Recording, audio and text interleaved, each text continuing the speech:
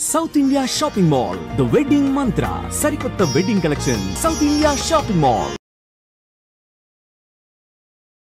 మీరు అసిస్టెంట్ గా వర్క్ చేస్తున్నప్పుడు చాలా మంది రైటర్స్ దగ్గర డిఫరెంట్ మైండ్ సెట్స్ ని చూసినప్పుడు మీ ఈగో ఎలా షేప్ చేసుకున్నారు sir? Ego is not a bad thing. No అసలు అటెండ్ మీకు ఇదే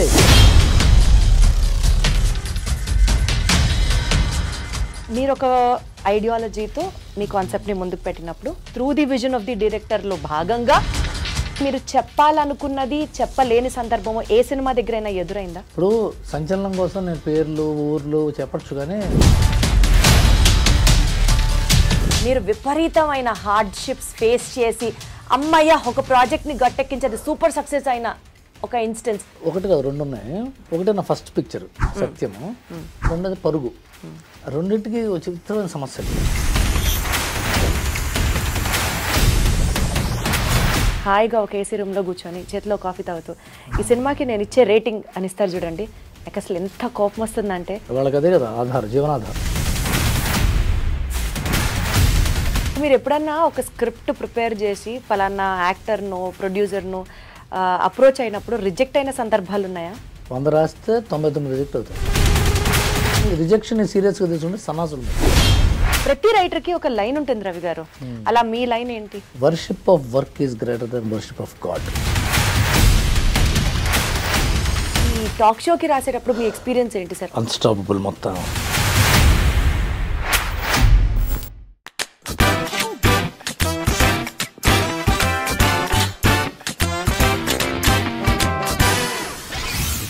ఈరోజు నా ఇంటర్వ్యూ చాలా స్పెషల్గా ఉండబోతుంది. బికాజ్ ఫిల్మ్ ఇండస్ట్రీకి సంబంధించి యూజువల్గా ఒక డైరెక్టర్ని ఇండివిజువల్గానో, ఒక ప్రొడ్యూసర్ని ఇండివిజువల్గానో, ఒక యాక్టర్ని ఇండివిజువల్గానో ఇలా పరిచయం చేసుకుంటూ వెళ్తున్న ప్రాసెస్లో ఒక multifaceted personality who is a writer, who is a director, who is a producer, ఇన్ని టాలెంట్స్ ఉన్నటువంటి ఒక బహుముఖ ప్రజ్ఞాశాలితో మాట్లాడుతున్నాను అన్నది ఒక సైడ్ ఆఫ్ ది కాయిన్ అయితే, the other side of the coin which makes me more dearer to that person is వారిది విజయవాడే, మాది విజయవాడే. సో అక్కడి నుంచి కనెక్ట్ అయినటువంటి ఆ విజయవాడ కనెక్టే మేబీ ఈ ఇంటర్వ్యూని ఇంకా వైబ్రెంట్గా ఎనర్జెటిక్గా చేయడానికి ఇట్ ఆల్ పంప్ మీ అని అనుకుంటూ I have with me the esteemed celebrity VVS Ravi గారు ఉన్నారు. రవి గారు నమస్తే. మీరు బాగున్నారా? మన విజయవాడ బాగుందా? ఏంటి సంగతి? మీది తనాలే మాది తనాలే, ఎగ్జాక్ట్లీ మాది బందర్లాగా, మీది బెజవాడే మాది బెజవాడే. చెప్పండి, మీరు ఎక్కడెక్కడ? గాంధీనగర్ ఐనాక్స్కి చాలా దగ్గరలో ఉంటున్నాం. Correct sir, correct. అందరికీ ఈ రోడ్డే తెలుసు. శైలజ, రాధా, రాజీవరాజు, జయరాము, ఆ రోడ్డు అందరికీ తెలుస్తుంది. మీరు ఇటువైపు రోడ్డు ఏంటంటే నాకు తెలిసి కళ్యాణ చక్రవర్తి నుంచి స్ట్రైట్గా వెళ్తే అంతే సార్, అంతే ఎగ్జాక్ట్లీ. సామూర్తి రోడ్డుకి వంతెనకి ఇవతల సందు ఇల్లు. మాది లీలామాలది ఉండేది, ఇప్పుడు లేదు లీలామాల. అవును, ఆ పక్కన. యూజువల్గా విజయవాడ నుంచి వచ్చారు గెస్ట్ అన్నది ఒక స్టార్టింగ్ జరిగిన తర్వాత ఇంకా వేరే క్వశ్చన్లే ఉండవు సార్. ఫస్ట్ అదే ఊరు గురించే మాట్లాడుకుంటాం. యాక్చువల్గా విజయవాడ నుంచి గెస్ట్ రాలా, విజయవాడ నుంచి హోస్ట్ వచ్చారు. నేను ఇక్కడే ఉంటున్నా. మీరు ఇక్కడే ఉంటున్నా. మీ వికీపీడియా ఓపెన్ చేసిన వెంటనే మీరు ఫ్రమ్ విజయవాడ, చదువుకుంది ఎన్ఎస్ఎం పబ్లిక్ స్కూలు, ఇవే ఉంటాయి సార్. అక్కడి నుంచి వస్తుంది ఒక వైబ్రేషన్ లోపల నుంచి. సార్ అసలు టు స్టార్ట్ విత్, అంటే not very nostalgic, but cinema గురించి మీ జర్నీ ఈ రెండు కనెక్ట్ చేసి చూస్తే మీరు చదువుకుంది బేసికల్గా ఇంజనీరింగ్, కానీ సినిమా వైపుగా మీ ప్రయాణం ఎలా సాగింది చెప్పండి. ఈ బయోపిక్ చెప్పాలంటే మళ్ళీ పావుగంట పడుతుంది. ఎందుకంటే ఈ చెప్పి ప్రతి ఇంటర్వ్యూలో, నా ఇంటర్వ్యూ ఓపెన్ చేయగానే ఈ బయోపిక్ అడుగుతారు ఫస్ట్. ఈ బయోపిక్ చెప్పేలో పావుగంట అవుతుంది. పావుగంట ఇది మళ్ళీ మొదలు పెట్టాడు రా బాబు. అంత డీటెయిల్డ్ గా చెప్పొద్దు. Exactly sir. ఇంజనీరింగ్లో నా క్లాస్మేట్ కొరటాల శివ గారు, అతను నేను రూమ్మేట్స్. నాకు అప్పటి నుంచి సినిమా ఇంట్రెస్ట్ ఉండేది. వాళ్ళ మామగారేమో పోసాని కృష్ణమురళి గారు, వాళ్ళ మేనమావ. సో నా ఇంట్రెస్ట్ చూసి తను నన్ను మురళి గారి దగ్గర తీసుకొచ్చి పరిచయం చేశాడు. నేను అప్పట్లో రైటర్స్కి అసిస్టెంట్లుగా ఉండేవాళ్ళు. కొన్నాళ్ళు వర్క్ చేసి అట్లా బ్రేక్ తీసుకోండి. ఆయన దగ్గర 4 ఏళ్ళు పనిచేసి ఆ తర్వాత సత్యం సినిమాతో నాగార్జున గారి ద్వారా ఇంట్రడ్యూస్ అయ్యాను. సార్ యాక్చువల్లీ మీ ఇంటర్వ్యూస్ మీరు చెప్పిన ప్రతి చోట విన్నదాన్నే మీ గురించి బేసికల్గా విజయవాడ మనిషి అన్న తర్వాత కొంత అసెస్ చేసుకోగలిగిన దాన్నే. నా పాయింట్ ఏంటంటే సార్, ఈ పాయింట్ కూడా మీ గురించి విన్నాను. మీకు పాలిటిక్స్ అన్నా లేకపోతే అటువైపు న్యూస్కి సంబంధించి కరెంట్ ట్రెండింగ్ ఇష్యూస్కి సంబంధించి you also have your angle, your opinion. Exactly.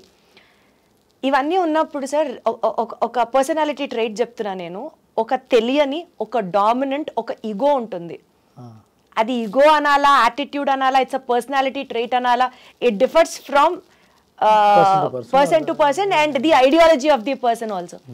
మీరు అసిస్టెంట్గా వర్క్ చేస్తున్నప్పుడు చాలామంది రైటర్స్ దగ్గర డిఫరెంట్ మైండ్ సెట్స్ని చూసినప్పుడు మీ ఈగో ఎలా షేప్ చేసుకున్నారు sir? Because you are a kind of a person where మీకు సినిమా ఇష్టం, రోజు సినిమాలు చూస్తారు, లీలామహల్కి వెళ్ళి చూసేవారని కూడా మీరు చాలా ఇంటర్వ్యూలో చెప్పారు.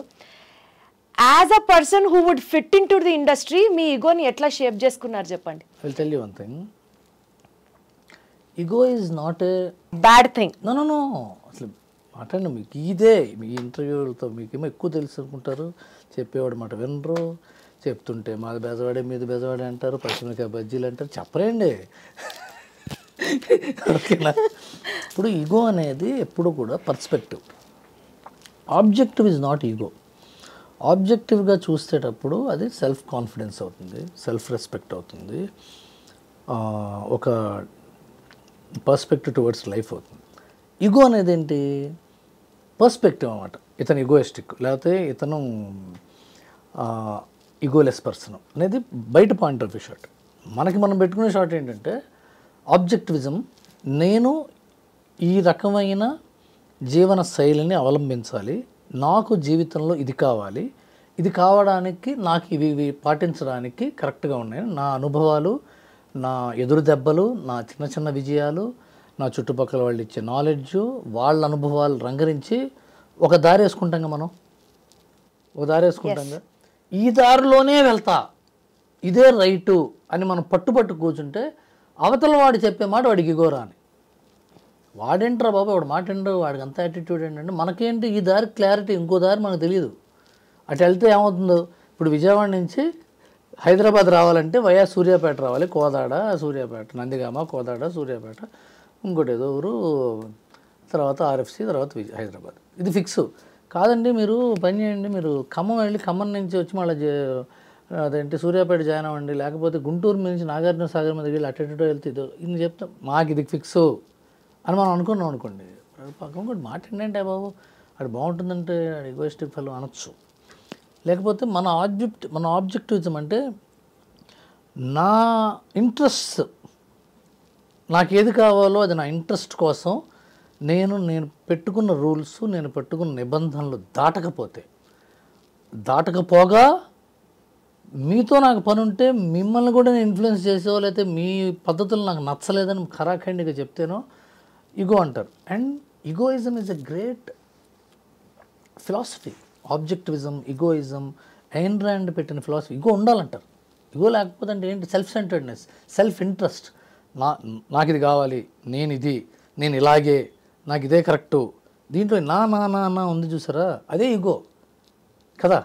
ఇప్పుడు ఆ నా అనేది ఫిజికాలిటీ లెవెల్లో లేదు, సైకలాజికల్ లెవెల్లో లేదు, ఫిలసాఫికల్ లెవెల్లో, స్పిరిచువల్ లెవెల్లో ఉందంటే రమణ మహర్షి చెప్పిందే, నేనెవరు అని తెలుసుకో అంటారు. అవును సార్. వెస్ట్రన్ ఫిలాసఫీలో ఏంటంటే నువ్వే గొప్ప అని తెలుసుకో అనేది ఏం అని చెప్పింది. సో నేను ఇప్పుడు ఇదంతా ఈ సొల్లంతా పక్కన పెడితే నేను పోసాని కృష్ణమురళి గారి దగ్గర పనిచేశాను. కరెక్ట్. తర్వాత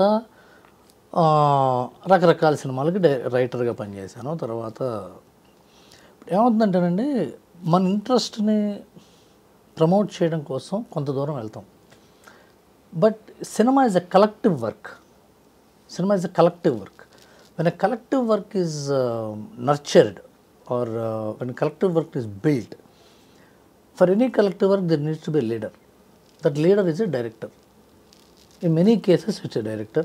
In some cases it is a producer whose vision he wants to envision through this group of people. And hero, I want this kind of a film, and he can produce it, and he is the director who is the captain of the technicians. అలాంటప్పుడు ఒక రైటర్కి ఉండే అభిలాష చాలా పరిమితులు ఉంటాయి. ఆ పరిమితులకు లోనయ్యే అభిలాష తీర్చుకోవాల్సి ఉంటుంది. అలాంటప్పుడు ఇలాంటి కొన్ని సినిమాలు మనం పూర్తిగా పనిచేయలేకపోవచ్చు, కొన్ని సినిమాలు మనం పూర్తిగా మన కోరికల్ని, మన వ్యక్తిత్వాలని, మన అభిరుచుల్ని చెప్పలేకపోవచ్చు.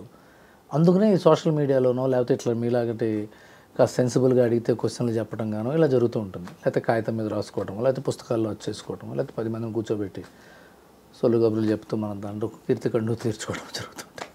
అది సో బేసికల్గా I mean did I answer your question? You did answer, కానీ అది కొంచెం డీటెయిల్డ్గా లోపలికి ఎన్విసేజ్ చేద్దామని అనుకుంటున్నాను. సో మీరు ఒక ఐడియాలజీతో మీ కాన్సెప్ట్ని ముందుకు పెట్టినప్పుడు maybe envisioning it through the vision of the డైరెక్టర్లో భాగంగా దాన్ని కొంచెం సైడ్ ట్రాక్ అవ్వడము, లేదా మీరు చెప్పాలనుకున్నది చెప్పలేని సందర్భము ఏ సినిమా దగ్గరైనా ఎదురైందా? చాలా సినిమాల్లో ఎదురైందండి. ఒక్కోసారి కాంప్రమైజ్ అవుతాము, ఒక్కొక్కసారి will walk out of the project. For example మీరు అలా జరిగినవి మీ లైఫ్లో చెప్పారు? జరిగినాయి. ఫర్ ఎగ్జాంపుల్ ఇందుకు అయిపోయిన గురించి కానీ చాలా పెద్ద పెద్ద సినిమాల్లోంచి నేను ఐ వాక్డ్ అవుట్. చాలా పెద్ద పెద్ద సినిమాల్లో కాంప్రమైజ్ వర్క్ చేసిన సందర్భాలు ఉన్నాయి. చిన్న సినిమాల్లో ఒక్కోసారి ఏమవుతుందంటే చిన్న సినిమాల్లో పనిచేసేటప్పుడు రైటర్కి ఎక్కువ వాయిస్ ఉంటుంది. ఎందుకంటే మిగతా పార్టిసిపెంట్స్ ఇన్ ద ఫిలిం కూడా చిన్నవాళ్ళు అవుతారు కదా, అప్పుడు ఈక్వల్ వాళ్ళు అవుతారు. అప్పుడు we can be more vocal about our exactly about your opinions. పెద్ద సినిమాలకు వెళ్ళేటప్పుడు ఏమవుతుందంటే lot of other equations and factors ఉంటాయి. When we have those many factors మనం we need to compromise or just walk out of the situation. ఇది ఉన్నాయి, చాలా ఉన్నాయి. చెప్పకూడదనా లేకపోతే మళ్ళీ ఎందుకు వాటి గురించి? అయితే సినిమా వాళ్ళ ఓపెనింగ్ అంటే నిన్న రాత్రితో డైలాగ్ వర్షన్ రాసి డైలాగ్ వర్షన్ మీద ఒక ఉత్తరం కూడా రాశారు. ఈ సినిమా కథ జరుగుతున్న విధానం నాకు ఎందుకో నచ్చలేదు, నాది తప్పవ్వాలని కోరుకుంటున్నాను, ఈ సినిమా విజయం సాధించాలని కోరుకుంటున్నాను, నేను నా తప్పవ్వాలని కోరుకుంటూ ఈ సినిమా నుంచి నేను నిష్క్రమిస్తున్నాను అని పుస్తకం పెట్టి సినిమా రేపు ఓపెనింగ్ నేను వస్తాను, కొబ్బరికాయ కొట్టి నేను కూడా అందరితో పాటు నుంచుంటాను అనుకున్నాను. కానీ నేను పంపించిన ఫైల్ ఉంది కానీ నేను లేను అక్కడ, నేను చేయనని చెప్పి వచ్చేసాను. మరి ఆ సినిమా పెద్ద ఆళ్ళ సినిమా అది. బట్ నేను ఆ టైంలో నాకు ఆత్మసంతృప్తి ఉంటుంది కదా, ఎస్ ఐఎమ్ రైట్ అని. ఒక్కోసారి అసలు ఆడదలే సినిమా అనుకున్న సినిమా హిట్ అయిన సందర్భాలు కూడా ఉన్నాయి. అంటే అన్నీ ఇప్పుడు తప్పు ఉంటే రైట్ ఉంటే you are human, to error is human. నేను ఎర్రర్ చేసి ఉంటాను, బట్ ఇట్ ఈస్ ఫన్. ఇది వెళ్తుంటే ఇప్పుడు ఏం వెనక్కి తిరిగి చూసుకుంటే జరిగే ప్రతి విషయం నవ్వుతూ గుర్తు తెచ్చుకుంటే బాగుంటుంది. కానీ ఎందుకంటే అయిపోయింది కదా, అయిపోయిందని మళ్ళీ చూసి ఆ రోజులు అలా చేయాలి కొంచెం ఉపయోగం లేదు అది, అంతే కదా. నేను చాలాసార్లు ఇంత ఫూలిష్గా ఎలా చేశాను రా బాబు. ఏం చేశారండి అంటే అంత బ్రాడర్ పర్స్పెక్టివ్ లో కాకుండా I just wanted to know more. చాలా తప్పులు చేశా. ఎగ్జాంపుల్ ఇప్పుడు నేను అన్నారు కదా ఈగో అని, మనకి తెలిసి తెలియకుండా మనదే రైటు మనదే కరెక్ట్ అని చెప్పి ఆర్గ్యూ చేసి చివరికి వాళ్ళతో గొడవపడి ఆ తర్వాత ఇంటికి వచ్చాక అనవసరంగా అన్నానేమో అనుకునే సందర్భాలు. ఆ తర్వాత ఫ్లాప్ అయితేనో, ఆ సినిమా ఫ్లాప్ అయితే వాళ్ళకి ఇంకా కోపం, ఏంటి ఇప్పుడు వాడు చెప్పింది రైట్ అనుకుంటున్నాడు వీడు అనుకోవచ్చు కదా. ఆడింది అనుకోండి, ఆడు చెప్పింది వినకపోవడం వల్ల మంచిదైంది, మళ్ళీ ఆయన పిలవద్ర బాబు వాడు చెప్తే ఫ్లాప్ అవుతుందని కూడా అనుకోవచ్చు కదా. ఇవన్నీ జరుగుతాయి. Period of 28-27 years lot of things happen.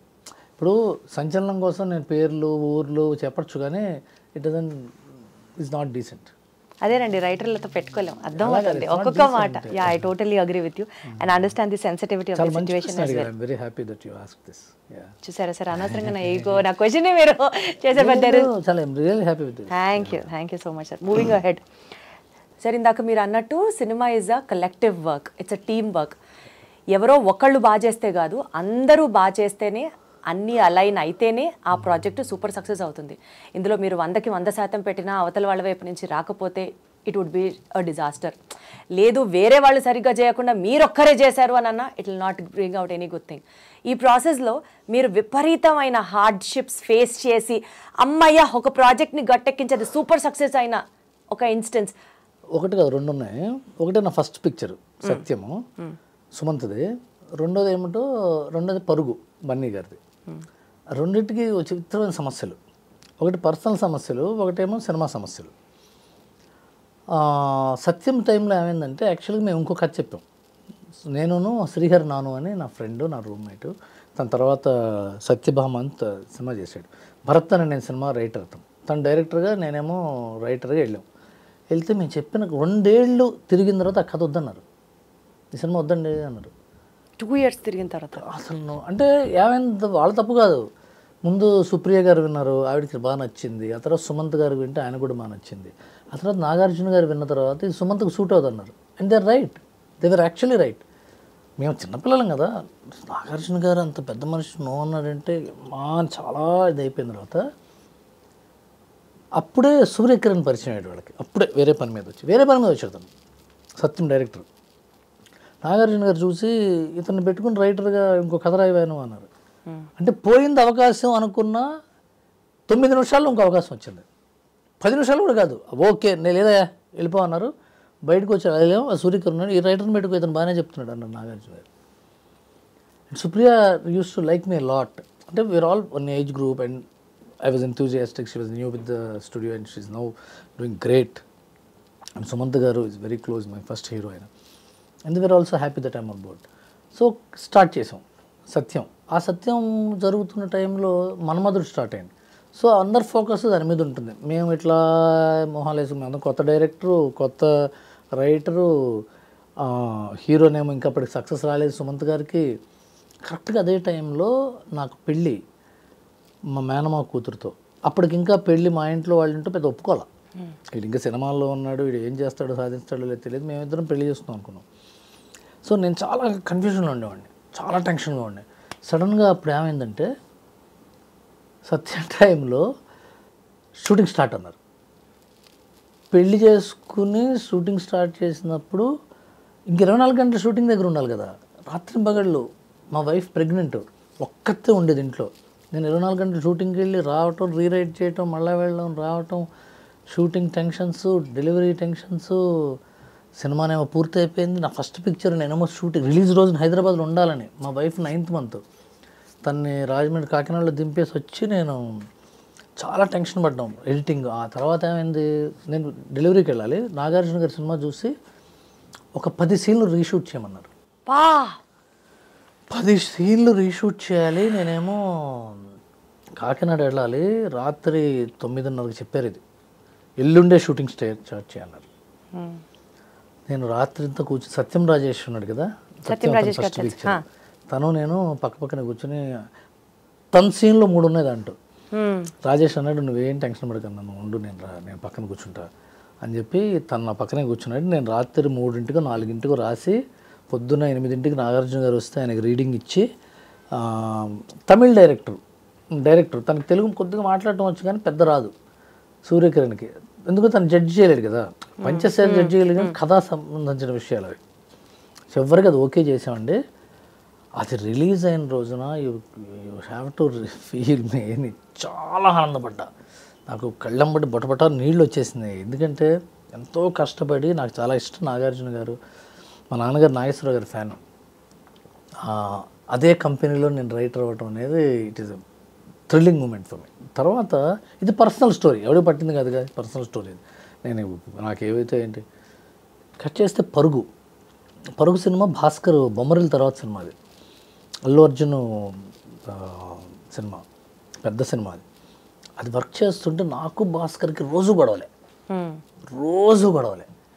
నాకు నేను ఎట్లానే వాడిని, ఇద్దరం ఒకటే ఏజ్ గ్రూపు, కుర్రాళ్ళం.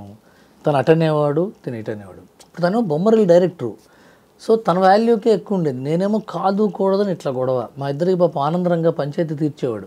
ప్రతిరోజు గొడవే, ఇలా రాయాలి, అలా రాయాలి, but he loves me not as a person. నాకు ఇప్పటికీ ఫ్రెండ్, నేను చెప్తున్నాను, ఎందుకు తను చూసి కూడా నవ్వుకుంటాడు చూస్తే. చివరికి అది సినిమా జనవరిలో రిలీజ్ అవ్వాల్సింది పోస్ట్ పోయి మేకు వచ్చేదిగో ఈ ప్రాబ్లమ్స్ వల్ల. ఆ సినిమా షూటింగ్ అండి కొడైకెనాల్లో. ఆ కొడైకెనాల్ ఏంటంటే షూటింగ్ ఎలా చేయాలంటే మిస్ట్ వస్తూ ఉంటుంది.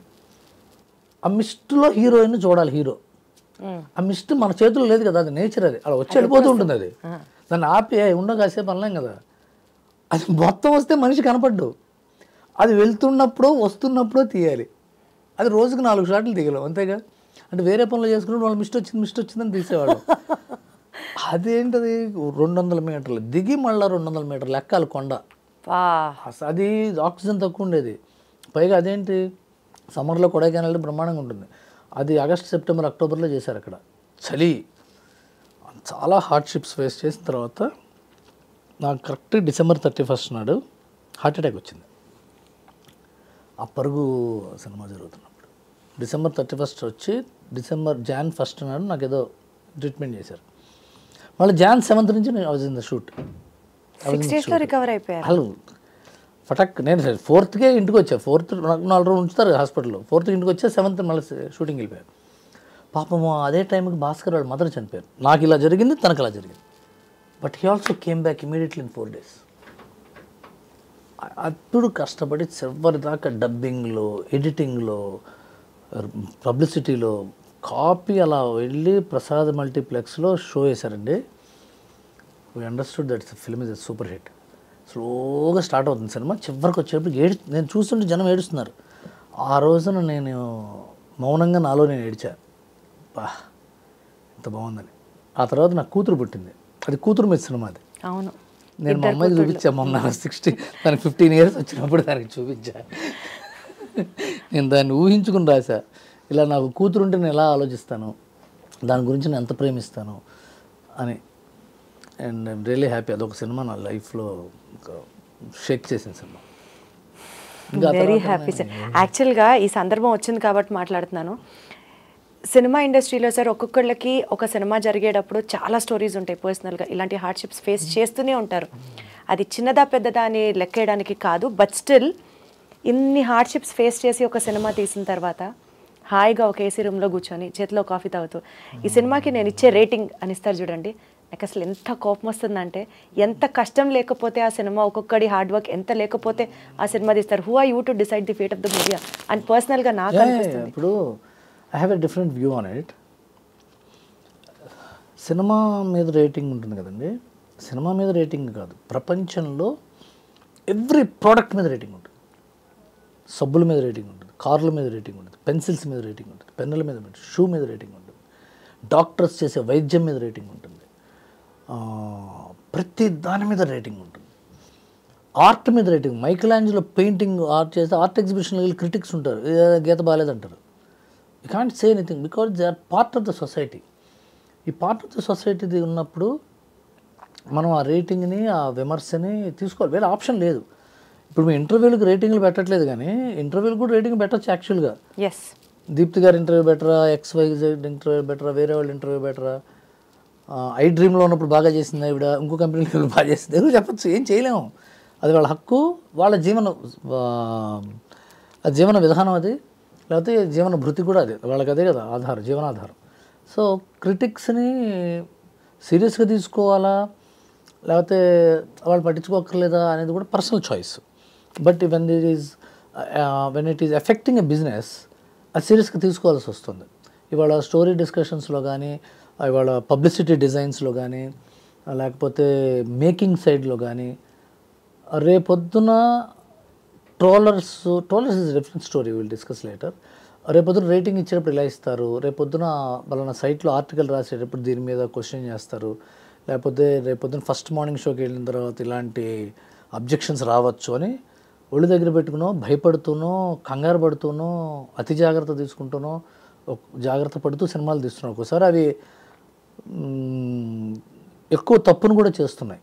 ఎందుకంటే ఆర్గానిక్గా కథ చెప్పే పరిస్థితి పోయి ఈ కామెంటరీ ఇట్లా ఉంటుంది, ఇలాంటి కామెంటరీ ఇలా ఉంటుంది కాబట్టి ఇలా చేద్దాం అని ఒకసారి తప్పు కూడా జరుగుతుంది, ఒకసారి మంచి కూడా జరుగుతుంది. అదే సార్, కన్స్ట్రక్టివ్గా వెళ్ళినంత కాలం దానివల్ల నష్టం లేదు. అంటే నాకు అంటే it's a platform. When a film is made, a story is return, a cameraman shoots the film, ఒక మ్యూజిక్ డైరెక్టర్ దానికి మ్యూజిక్ చేస్తాడు, ఒక ఎడిటర్ దానికి ఎడిట్ చేస్తాడు, ఫైనల్గా ఏంద్ర సినిమా వస్తుంది. వీటన్నిటికీ డైరెక్టరే మూల కారణం, అంటే డెసిషన్ మేకర్.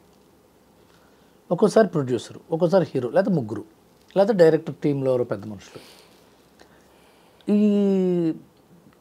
ఇవి రాసేవాళ్ళు, ఆర్టికల్స్ రాసేవాళ్ళు ఎడిటింగ్ బాగాలేదంటారు. ఎడిటింగ్ బాగాలేదనేది ఇంపాసిబుల్ చెప్పటం. ఎడిటింగ్ బాగాలేదని చెప్పటం, ఎడిటర్ పనితనం బాగాలేదంటారు. పాపం ఎడిటర్ ఎంత బాధపడతాడంటే, ఎడిటర్ పనితనం ఎందుకు బాగోలేదు, డైరెక్టర్స్ కాల్. ఎడిట్ ఎలా ఉండాలి, డైరెక్టర్స్ కాల్. ఎడిట్ ఎలా ఉండాలో, ప్రొడ్యూసర్స్ కాల్. ఎడిటర్ కాల్ కాదు అది. ఎడిటర్ చాలా గట్టిగా చెప్తాడు, ఇది కరెక్ట్ కాదండి, ఇది బాగోలేదండి, ఇలాగే చేద్దాం.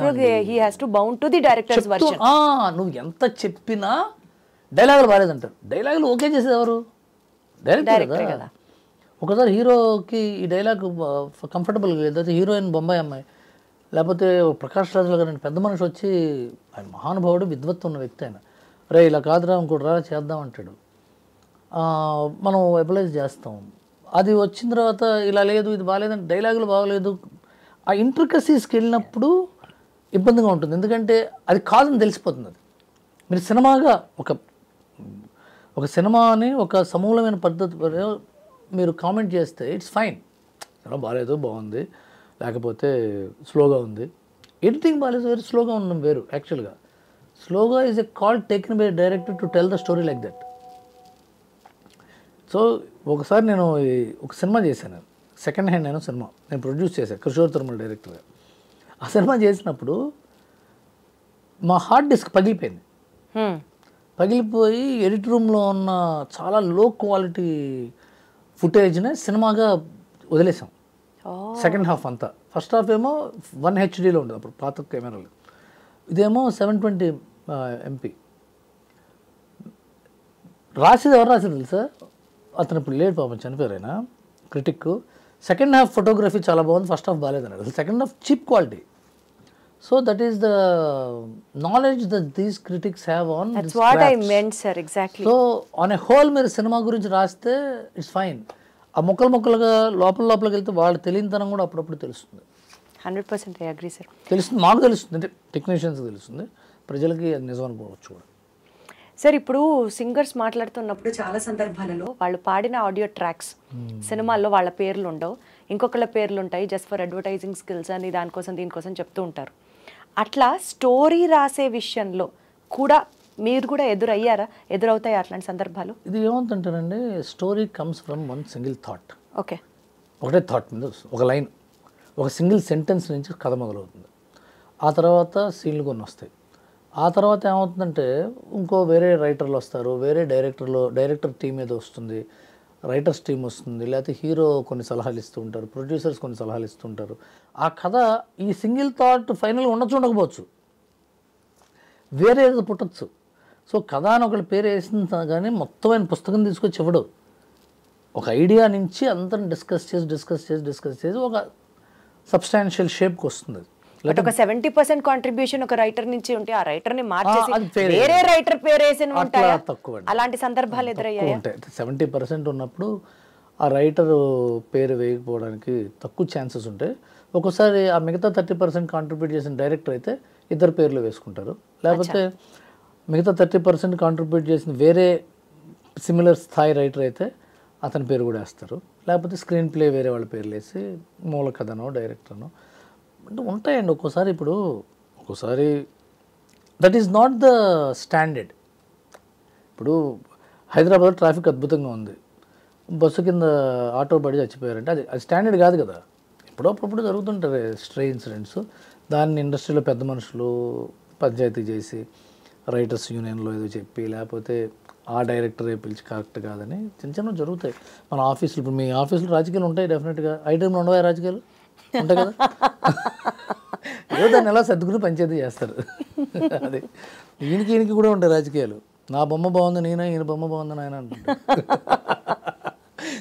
జరుగుతుంటాయి అంతే, ఎలా జరుగుతుంది. సో బేసికల్గా మీరు ఇండస్ట్రీలోకి వచ్చిన తర్వాత సత్యం తర్వాత ఒక హై చూశారు, ఒక హై కాదు ఆ లెక్కను మాట్లాడితే చాలా బ్లాక్ బస్టర్సే చూశారు, మెనీ ఫిల్మ్స్, ఆల్మోస్ట్ పెద్ద ఫిల్మ్స్కి మీరు వర్క్ చేశారు, హైస్ చూశారు.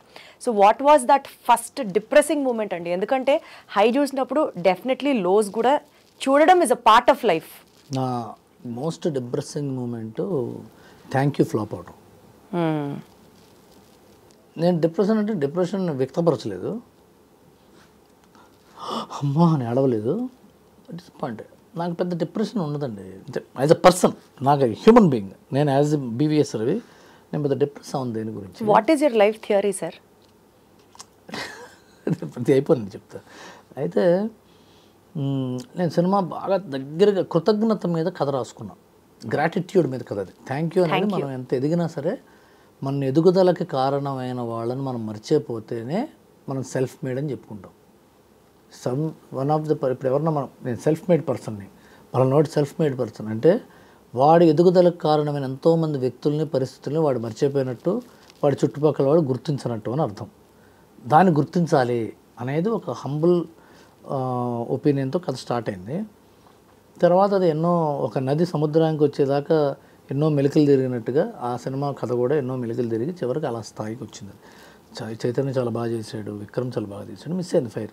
నేను అప్పుడు పిఠాపురంలో ఉన్నా, సర్వం శక్తిమయం నా వెబ్ సిరీస్ షూట్ చేసుకుంటూ అక్కడ ఉన్నాం. నేను సినిమాను ఫ్లాప్ అయిందని తెలుసు, ముందు రోజు రాత్రి తెలిసింది. నేను ఒక్కరోజు ఒక్క గంట బాధపడ్డాను. గంట is a big time for me to feel pain. నేను ఎప్పుడు ఆ గంట బాధపడిన సందర్భాలు లేవు. ఒక్క గంట బాధపడ్డా, మిస్ అయింది, మంచి కథ మిస్ అయింది. ఆ సినిమా ఫెయిల్ అయిందని కారణం నేను మంచి కథ మిస్ అయింది అని. మిగతావో కమర్షియల్ సినిమాలు చాలా రాస్తాం, ఆడతాయి పోతాయి ఉంటాయి, కానీ ఒక జెన్యున్ థాట్తో చెప్పిన కథ ఫెయిల్ అవటం, I felt it is my short fall in writing. అదొకటి తప్ప ఇంకా నేను పెద్ద ఒక గంట బాధపడితేనే జీవితంలో అదే బిగ్ టైం అంటున్నారు కదా, అందుకనే అడుగుతున్నాను. నేను అసలు డిప్రెస్ అవ్వను అన్న పాయింట్కి మీ లైఫ్ థియరీ ఏంటి? మీరు ఏం ఎక్స్పెక్ట్ చేస్తారు లైఫ్ నుంచి? అంటే వచ్చామా, చిల్ అయ్యామా, ఎంజాయ్ చేసామా, వెళ్ళామా? నేను అనుకున్నది చేయడానికి అవకాశం కోసం ప్రతి క్షణం ఎదురు చూస్తూ ఉంటాను. ఓకే, నేను అనుకున్నది చేయడానికి అవకాశం వచ్చినప్పుడు అది నా పూర్తి సామర్థ్యతతో చేస్తా. అది ఫెయిల్ అయితే ఇంకోటి అనుకుని ఇంకోటి చేస్తా. అది సక్సెస్ అయితే అలాంటిది ఇంకోసారి చేస్తా. అది ఎవరైనా అదే చేస్తారు. కానీ ఫెయిల్ అయినప్పుడు ఎక్కువ ఏడ్చి, సక్సెస్ అయినప్పుడు ఎక్కువ ఆనందపడితే ఆ బాధలోనూ సంతోషంలోనూ టైం వేస్ట్ అవుతుందని ఫీల్ అవుతాను. టైం వేస్ట్ అవ్వడం ఏంటండి? ఇంకా దాన్ని ఎప్పుడు ఆస్వాదిస్తారండి? ఆస్వాదన అనేది లేదు. ఆస్వాదన అనేది ప్రతి క్షణం ఆస్వాదించాలి. ఇప్పుడు ఇది కూడా ఆస్వాదిస్తాను నేను ఇప్పుడు మీతో నేను మాట్లాడుతున్నాను. ఆస్వాదన అనేది అదొక నిరంతర ప్రక్రియ. మనం పని చేస్తున్నప్పుడు అలా చీకట్లో కూర్చున్న వాళ్ళు, వెలుగులో కూర్చుని ఎవరు రాకుండా రాసుకునేది కూడా ఆస్వాదనే. అద్భుతంగా మా ఆవిడ వంట చేస్తే తినడం కూడా ఆస్వాదనే. మా అమ్మతో గొడవ పట్టడం కూడా ఆస్వాదనే. మా పిల్లలతో ఏడిపించడం కూడా ఆస్వాదనే. ఎవ్రీథింగ్ ఆస్వాదనే. నేను ఇప్పటి నుంచి కారుకి మా ఇంటికి వెళ్తాను, మా ఆఫీస్కి వెళ్తాను, అది కూడా ఆస్వాదనే. ఆస్వాదనకి టైం ప్రత్యేకంగా టైంని కేటాయించడం కూడా టైం వేస్ట్. టైం అదే యూజ్లెస్నెస్. అది ఇప్పుడు అదే సినిమా ఫెయిల్ అయిందండి, డిప్రెషన్లో ఉన్నాడు, మనం వెళ్ళి ఓదార్చాలి ఒకడిని, అదంతా యూజ్లెస్నెస్. అదిలైతే ఒక చాలా పెద్ద సక్సెస్ కొట్టాడండి, తాగి తందనాలు ఆడుతున్నాడు, వెళ్ళి మనం కూడా పార్టిసిపేట్ చేద్దాం, uselessness. That's all humbug. So మీరు ఎప్పుడన్నా ఒక స్క్రిప్ట్ ప్రిపేర్ చేసి పలానా యాక్టర్ను, ప్రొడ్యూసర్ను అప్రోచ్ అయినప్పుడు రిజెక్ట్ అయిన సందర్భాలు ఉన్నాయా? 100 రాస్తే 99 రిజెక్ట్ అవుతాయి. అయినా సరే మీరు ఫీల్ అయ్యే టైప్ కాదు. నేను కాదు, ఎవడు ఫీల్ అవడు. డార్ట్ గేమ్ అండి ఇది. ఎనీ టెక్నీషియన్స్ సినిమాలో, సినిమా ఇండస్ట్రీ కాదు, ఒక ఆర్కిటెక్ట్ బొమ్మలు వేస్తారు, పెద్ద పెద్ద బిల్డింగ్లు కట్టి, వాళ్ళవి 1000 రాస్తే ఒకటి అవుతుంది. ఆర్కిటెక్ట్ 100,000 బొమ్మలు వేస్తే ఒకటి ఓకే అవుతుంది. ఎందుకంటే ల్యాండ్ ఓనర్ బాసు ఈ బొమ్మ కాదు, నాకు మా ఆవిడ వద్దంటుందండి, మా ఫ్రెండ్ వద్దన్నాడండి కలరు, సరే ఇంకో బొమ్మ వేద్దాం అనుకుంటారు కదా. అసలు ఎవడన్నా రిజెక్షన్ని సీరియస్గా తీసుకున్నాడంటే వాడు సన్నాసి. రిజెక్షన్ని సీరియస్గా తీసుకుంటే సన్నాసులు. మీరు కరెక్ట్ చేసుకోండి, ఎందుకు రిజెక్ట్ అయింది, మళ్ళీ ఇంకో అంతే తప్ప ఫీల్ అయిపోయి డిప్రెషన్కి వెళ్ళిపోయి రిజెక్షన్ సీరియస్గా తీసుకునేవాడు 10th ఫెయిల్ అయితే బిల్డింగ్ మీద దూకేవాడు ఒకడే. ఎంత సీరియస్గా తీసుకోకూడదు. మనది ఇంకోటి ఒపీనియన్, మన ఒపీనియన్ ఇంకోటి ఒప్పుకోవాలి, అది ఇగో. అది రిజెక్షన్ సీరియస్గా తీసుకున్నాడు ఈగోయిస్ట్. అది నిజమైన డేంజరస్ ఈగో. ఇప్పుడు మీ డ్రెస్ చండాలంగా ఉందండి అని అనుకోండి, మీరు గదిలోకి వెళ్ళి ఆ పక్కన భవానీ గారి దగ్గర భుజం మీద పడి ఏడుస్తూ కూర్చున్నారు అనుకోండి, అంత సీరియస్. ఆడి మొహం వాడికి నచ్చలేదు, నా డ్రెస్ నాకు బాగుందంటే అయిపోయింది కదా. మీ ఇంట్లో నా తర్వాత ఇంకో ఇంటర్వ్యూర్ వస్తాడు, ఏం డ్రెస్ వేసుకున్నారండి అంటే బ్యాలెన్స్ అయిపోలా. రిజెక్షన్ సీరియస్గా తీసుకో, కరెక్షన్కి ఉపయోగపడుతుంది. Rejection should give way to correction, lead to correction, but not depression. మీరు చాలా బుక్స్ చదువుతారని విన్నాను, కానీ చాలా సందర్భాల్లో మీరు చెప్పింది ఈ జీవిత సారాంశాన్ని ఇట్లాగా వడగట్టి మాట్లాడుతుంటే నాకు ఎలా అనిపిస్తుంది తెలుసా రవి గారు? అసలు ఆప్షన్ లేదండి, అదే కరెక్ట్. ఓకే, సో రిజెక్షన్ ని ఫేస్ చేయలేని వాడు చాలా గొప్పగా మీరు వాళ్ళని సమస్య వర్డ్ గుర్తులేదు. డన్.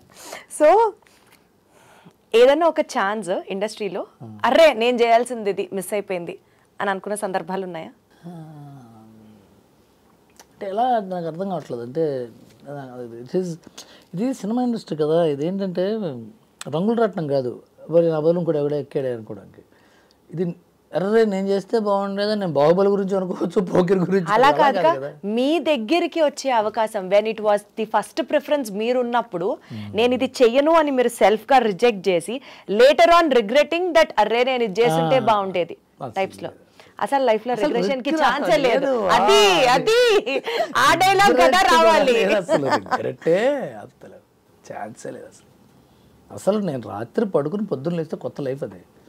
అది దాని గురించి ఎక్కువ ఆలోచించాల్సి. ఎందుకండి ఇన్ని డిఫరెంట్ వేరియస్ సెగ్మెంట్స్ ఆఫ్ సినిమాలో వర్క్ చేశారు, ప్రొడ్యూసర్ రోల్ తీసుకున్నారు, డైరెక్టర్ రోల్ తీసుకున్నారు, రైటర్ రోల్ తీసుకున్నారు. What fascinates you more? అంటే ఇంకా ఏం చేయాలన్నది మీ మీ యాక్చువల్ డ్రీమ్ ఏంటి? నేను రాసుకున్న ఎన్నో కథలు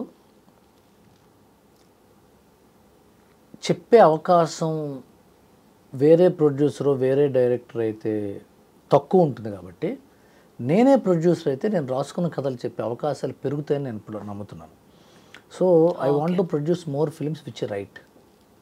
I want to tell my self, I want to express my self, I want to tell stories which I love and I like and I read through my production. So నేను రైటర్గా produce చేద్దాం అనేది నాకు బాగా ఇష్టమైన, ప్రస్తుతం అది ఆ మూడ్లో ఉన్నా. రేపొద్దున ఇంకో మూడ్లో ఉండొచ్చు, ఎవరైనా ఉండొచ్చు అట్లా. Today's decision is that, not today's, this period of time in my life I'm enjoying that. అదే సార్, ఈ మూమెంట్లో మీరు ఆస్వాదించేది రైటింగ్ స్కిల్స్. రైటింగ్ అనేది ఎప్పుడు, రైటింగ్ అనేది నాకు నేను రాయటం మొదలైన నాకు పెన్ను బయట ఆల్ రాయటం అనేది ఏదో రాస్తూనే ఉన్నా. ఇప్పుడు నేనంటే ప్రొడ్యూసర్గా నాకు కొంత మెచ్యూరిటీ వచ్చింది, అవగాహన. మెచ్యూరిటీ కమ్స్ ఫ్రమ్ అవగాహన వచ్చింది ప్రొడక్షన్ మీద, బిజినెస్ మీద, పబ్లిసిటీ మీద. So I want to produce films which I write. Dil Raju garu troll కూడా చేయొచ్చు, అరే నీ కథలు నువ్వు తప్ప ఎవడో ప్రొడ్యూస్ చేయడం కూడా ట్రోల్ చేయొచ్చు. It's fine, it's fine. ఎందుకంటే మీరు దాన్ని ఎంజాయ్. దిల్ రాజు గారి ఇన్ హౌస్ ప్రొడక్షన్లో మీరు కూడా ఒక ఇన్ హౌస్ రైటర్, చాలా సినిమాలు రాశారు. ఎస్పెషల్లీ ఒక మీడియం ఆఫ్ ట్రస్ట్ మీ ఇద్దరి మధ్యలో ఎంత స్ట్రాంగ్ ఉందంటే దాని వెనకాల ఆ ట్రస్ట్కి రీచ్ అవ్వడానికి ఏ ఐడియా వర్కౌట్ అయిందండి? బికాజ్ ఫస్ట్ ఇంప్రెషన్ ఎక్కడొచ్చింది, అసోసియేషన్ ఎలా కొనసాగింది మీకు దిల్ రాజు గారికి? భద్రా సినిమా నుంచి నాకు ఆయనతో పరిచయం అండి.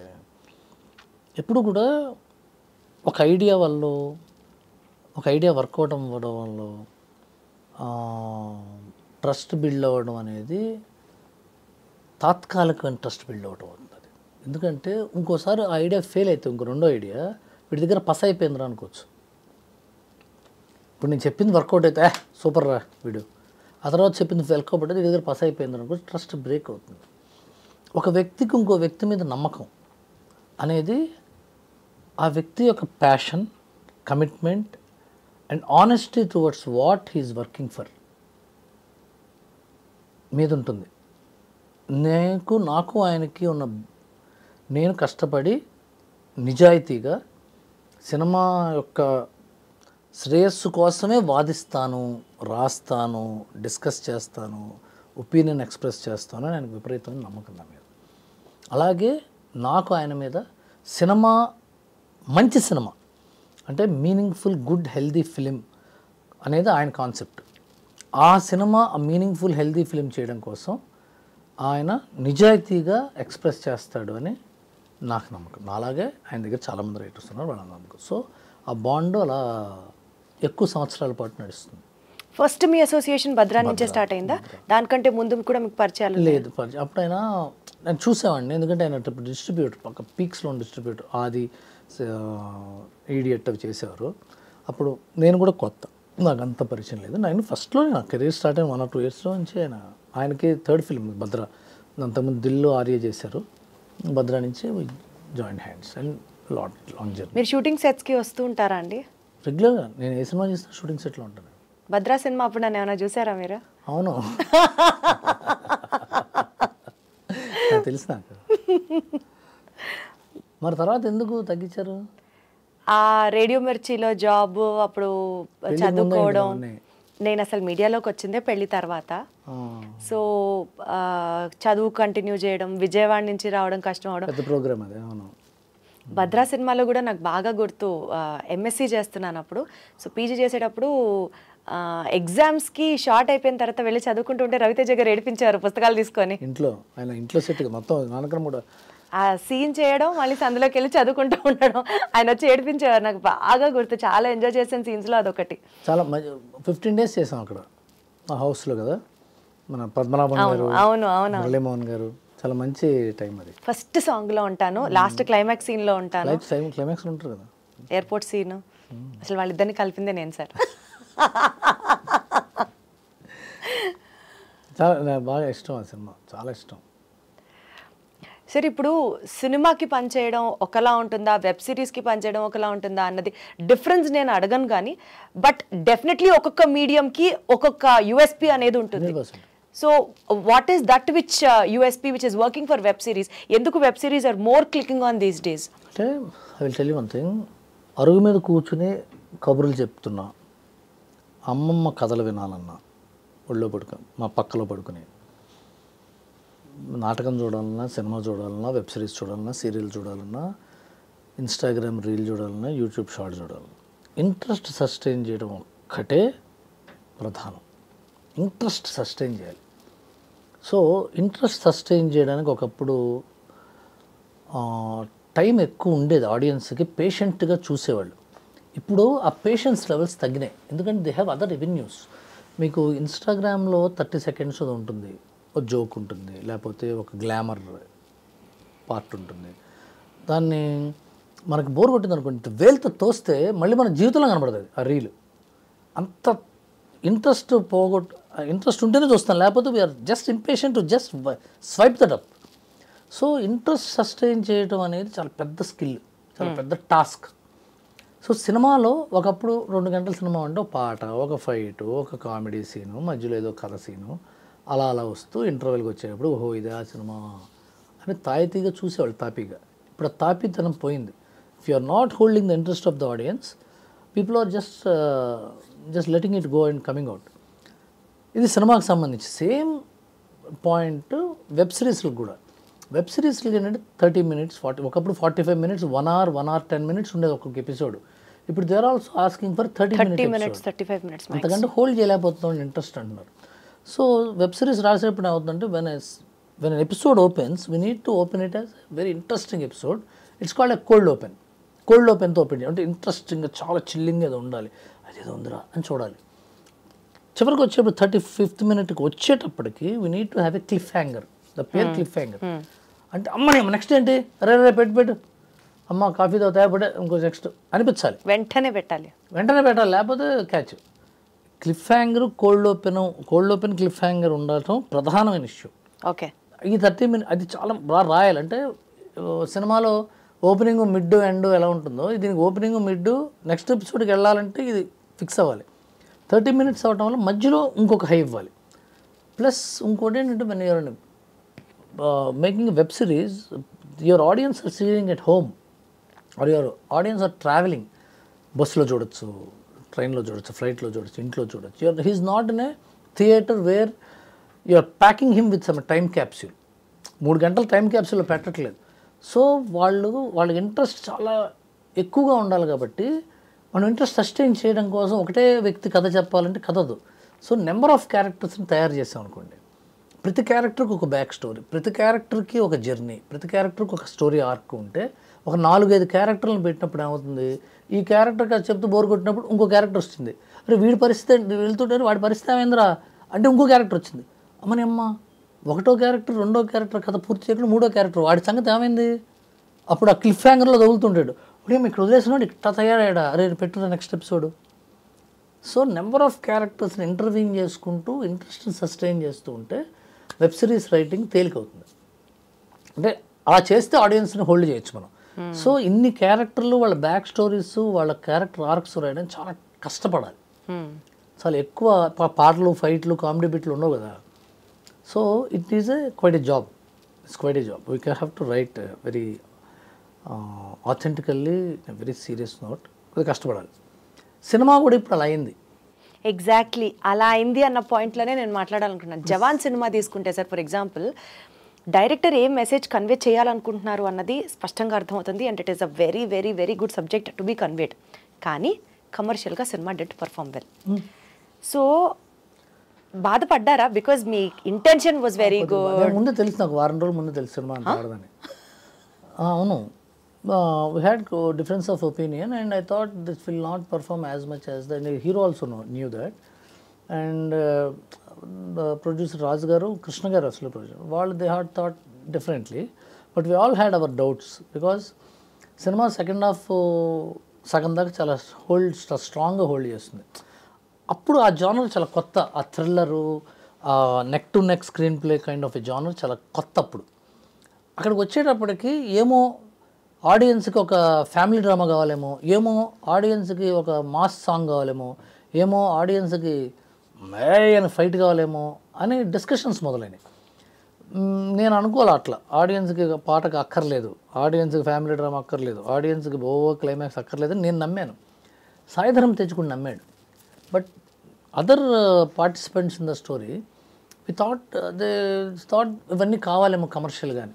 మిగతా కమర్షియల్ పాయింట్స్ని అకామిడేట్ చేయడానికి కొన్ని థ్రిల్లింగ్ పాయింట్స్ డైల్యూట్ అయిపోయిందేమో స్టోరీ ఒక పాయింట్లో అని అనిపించింది. అదే అయింది అది.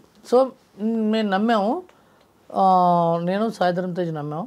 రాజు గారు ఏమో లేదు సెకండ్ హాఫ్ వర్కౌట్ అవుతున్నారు, అండ్ ఈ ఆల్సో రియలైజ్ దట్ వర్కౌట్ అవ్వలేదు. ఇంకా అయిపోయింది కదా, దట్ అయింది అనుకున్నాం. 5 నిమిషాలు, 1 నిమిషం అయిపోయింది అంతే. అంతే, అదే 5 నిమిషాలు 1 నిమిషం కాదు. ఇప్పుడు ఏమవుతుందంటేనండి, సడన్గా మనకు ఫోన్ వచ్చి మనకు చాలా దగ్గర వాళ్ళు పోయారంటే షాక్ అయిపోతాం. అదేంటి ఎలా పోయాడు అనుకుని వెళ్ళి మాట్లాడతాం, కలిసి వస్తాం, ఓదారుస్తాం అని జరుగుతాయి. అంటే ఆయన ఐసీయూలో ఉన్నాడండి, ఒకసారి చూస్తే బాగుంటుంది. ఆ తర్వాత ఐసీయూలోకి వెళ్ళొచ్చి తర్వాత వెంటిలేటర్ ఎక్కాడండి, తర్వాత ఇవాళ రేపు అంటున్నారండి, స్టేజ్ వైజ్ వాళ్ళ అబ్బాయి వచ్చాడండి, వాళ్ళ అమ్మాయి బయలుదేరిందండి, తర్వాత పోతే జవాన్. అలా అదే మీకు వారం ముందరే తెలియడం అన్నది ఈ సిరీస్ ఆఫ్ ఈవెంట్స్ తో లింక్ చేస్తున్నారు అనమాట. ప్రతి రైటర్ కి ఒక లైన్ ఉంటుంది రవి గారు, లైఫ్ లైన్ అనుకోవచ్చు, లేకపోతే ఎథికల్ లైన్ అనుకోవచ్చు, లేకపోతే పెన్ లైన్ అనుకోవచ్చు, what ever, which actually keeps on inspiring and motivating at every point they put the pen on the paper. అలా మీ లైన్ ఏంటి, మీ పెన్ లైన్ ఏంటి? Worship of work is greater than worship of God అని నమ్ముతా. నేను కర్మ సిద్ధాంతాన్ని నమ్ముతాను. పని చేయాలి, పని మాత్రమే చేయాలి, పని చేస్తుంటేనే మనం ముందుకెళ్తాం. మన దైవం, మన సర్వం పనే. మనకి మనం ప్రిస్క్రైబ్ చేసుకున్న పని, మనకి ఈ కాలము, ఈ కర్మ, ఈ సొసైటీ మనకి వచ్చు అని గుర్తించిన పని. ఆ పని చేసుకుంటూ ఉండాలి. అంతవరకు మనకు ఎదురుండదు. పని ఎప్పుడు ఆపామా అప్పుడు మనకి షాకులు తగులుతాయి. అది నేను నమ్ముతాను. ఎక్స్పీరియన్స్తో తెలుసుకున్నారా ఈ విషయం? ఏమో అది ప్రాబ్లం ఏంటంటే, ఇక్కడ ఏబుల్ టు టెల్ యూ. నేను పోసాని కృష్ణమురళి గారి దగ్గర పనిచేసినప్పుడు 3.5 సంవత్సరాలు 4 సంవత్సరాల్లోనూ ఆయన దగ్గర నేను 54 సినిమాలు పనిచేసే అవకాశం లభించింది. అంటే is a fabulous writer with extremely lightening speed. ఆయన చాలా ఫాస్ట్గా పనిచేసేవాళ్ళు, ఫాస్ట్గా రాయించేవాళ్ళు. సో 24 గంటలు సినిమాని పొద్దున్న లేచి 8 మొదలు పెడితే రాత్రి 12 దాకా తినడం తప్ప, బాత్రూమ్కి వెళ్ళడం తప్ప వేరే పని ఉండేది కాదు.